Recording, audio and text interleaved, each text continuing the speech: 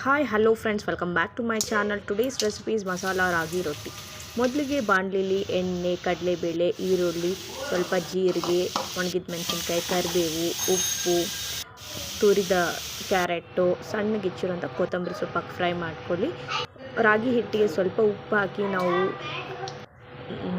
Fry ಮಾಡ್ಕೊಂಡಿರುವಂತಹ ಮಸಾಲೆನ ಇದರಲ್ಲಿ ಹಾಕಿ ಈ ರೀತಿ ಮಿಕ್ಸ್ ಮಾಡ್ಕೊಳ್ಳಿ. ಸ್ವಲ್ಪ ನೀರು ಹಾಕ್ಕೊಂಡು, ಜಾಸ್ತಿ ಗಟ್ಟಿನೂ ಅಲ್ಲ ತೆಳುವೂ ಅಲ್ಲ, ಒಂದು ಮೀಡಿಯಮ್ ಆಗಿ ಕಲಿಸ್ಕೊಂಡು ಈ ರೀತಿ ನೀವು ತವಾ ಮೇಲೆ ಮಾಡ್ಕೊಬೇಕು.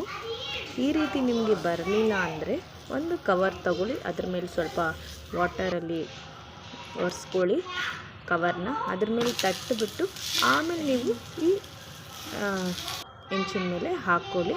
ತುಂಬ ಚೆನ್ನಾಗಿರುತ್ತೆ. ದೋಸೆ ಹೆಂಚಿನ ಮೇಲೆಲ್ಲ, ಚಪಾತಿ ಮಾಡ್ತೀವಲ್ಲ ಆ ಹೆಂಚಿನ ಮೇಲೆ ಮಾಡ್ಕೊಬೇಕು, ಆವಾಗಲೇ ತುಂಬ ಚೆನ್ನಾಗಿ ಬರುತ್ತೆ. Thank you friends.